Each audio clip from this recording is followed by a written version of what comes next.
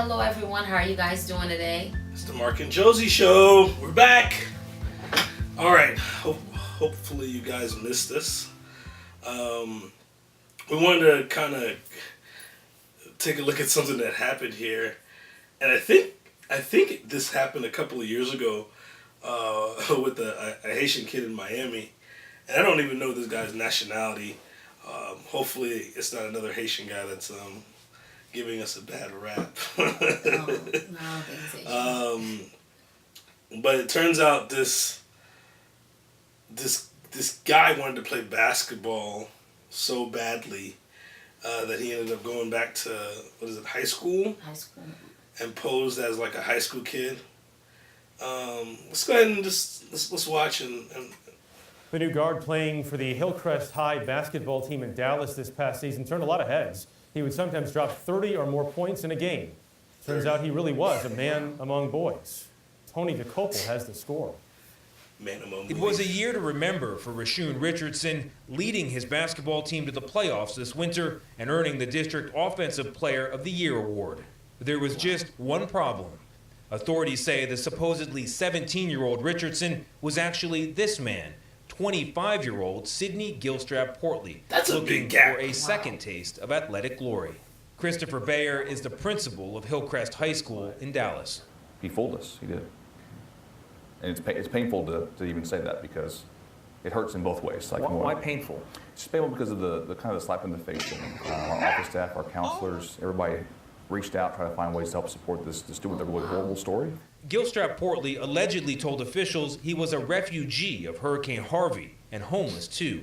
Dallas School Superintendent Michael Hinojosa says in those situations, the district temporarily waives ID requirements.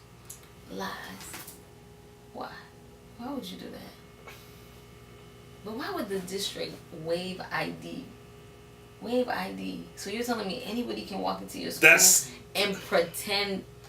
That's okay. That's the problem. You gotta show something.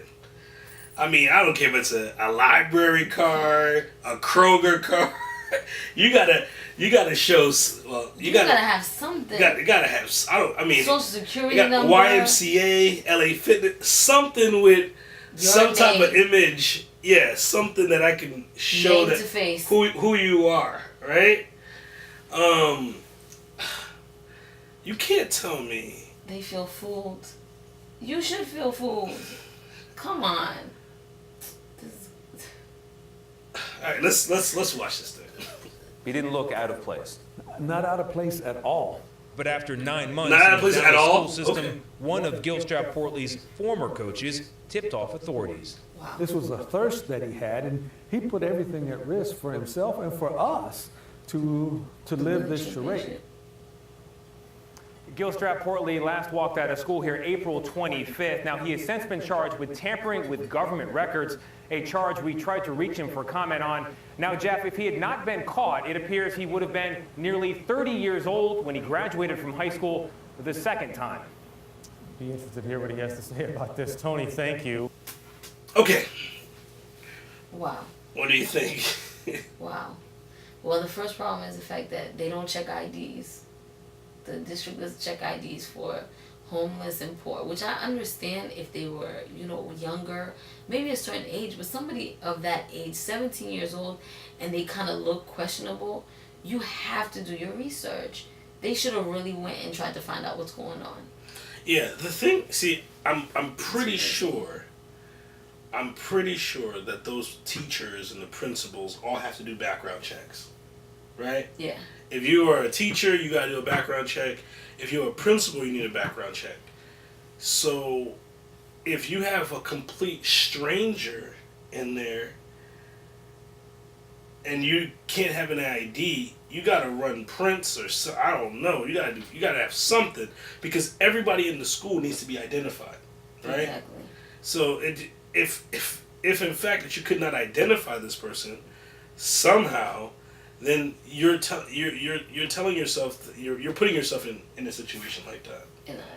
In a risky situation where you have somebody that's 25 years old in a school with freshmen that are 14, 15, 16, 17 years old. That's crazy. There's actually another story that he started dating a 14-year-old. See, that's the problem, because now you're gonna go to jail. On top of just tampering, you're gonna go to jail for underage dating. Like, that's crazy to me. Or statutory, right? So, you, 25 years old. I mean, the thing about it is, these kids, I mean, they start to look grown in school. I understand that, but not that grown. Yeah, 25. 20. I mean, this kid held up a lie For almost a whole year. And the thing about it is that all he want to do is play basketball. Go to the park. Go to Walmart and buy a basketball and play at the court. You don't have to be in somebody's school. Like, he wanted that. You don't have to create a fraudulent lie and all that kind of stuff. But the thing about it is, I think is something else. I think is more or less where he probably had nowhere else to go. He probably was homeless or in between home or in between jobs. At 25 years old, you should at least be in a stable job or a stable career. So 25 years old, you should be taking care of business. Exactly. So you shouldn't have time. You shouldn't have time to go take by algebra again, right? Civics and and ninth grade economics, right? He didn't go for that. He went to go play basketball just so that he could feel like he belonged to something. That's what it looks like. And the thing, he wasn't even laying low. He was in the limelight 30 points a game. Maybe 5 points and 10 points. Yeah. You know, just be a role player. You know what I mean? This guy was trying to be the star of the This team. guy was trying to be LeBron or Jordan of the team. Yeah, that's gonna bring some attention to you, don't you think? Especially shooting 30 points a game in a high school basketball team. Come on, really? Yeah, that's probably why he wanted to go. He needed to go through school again because he needed a little bit of some smarts, right? A little more intelligence. That was a dumb move. I don't know how long he thought he was going to be able to make it through with this lie. Well, if his other coach didn't see him, he could have went all. They said he could have made it all 4 years. All 4 years. 30 years old. 30 years old. Can you imagine that little interaction between your old coach just seeing you? Is that? Nah, man, you don't know me. Nah, that's not me. I don't know. All right, coach. I don't know. Did he change the pitch of his voice? No, not me. You know, it's. I mean, it's just you. It's you. You played on my team. What are you still doing here at 25? He could say he was coaching the team, like maybe he was helping out. Correct, a player coach or something. Oh my gosh. He was on the court shooting 30 points. Are you crazy? I heard of hoop dreams, but good gracious. This guy is straight up 25 years. That's a grown man sitting in class. You could have kids at that limit. 25 years old. All right. Just, you sit there, you're just trying to like understand. Like the teachers are like, oh my gosh, at 25, how did I not know? Well, maybe that's a different conversation. Maybe these kids are looking too grown in school. Yeah, that could be the case too. Too much milk. But as a parent, to know that the school are kids really safe? You know what I'm saying? Like they sitting here, like are the kids really safe in the school? If somebody's able to do that, how much other people are doing it? Not the same thing, but how much other things are going on that you don't know about, that they were unaware of. Like the principal was like, I was completely unaware of it.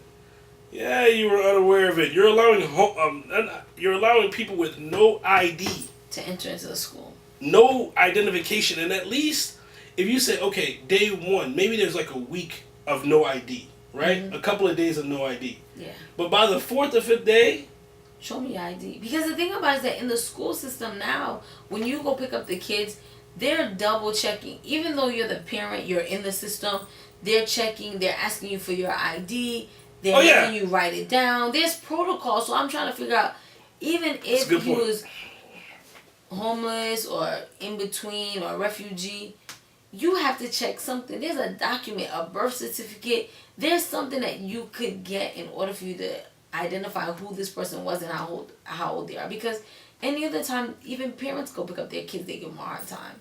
Yeah, could he get early check? Like, can somebody check him out early? I mean, he has no ID. The person who checks him out, do they have to have ID? They'd have to have an address too and somewhere to live. Yeah, it's like I don't. Yeah, I think they got to look. They have to Reevaluate that. Yeah, look at that rule again. I mean, okay. There's no words to say after that. All right, guys, y'all take it easy. All right. Till next time. All right, we'll see you. We'll talk to you again. Ah.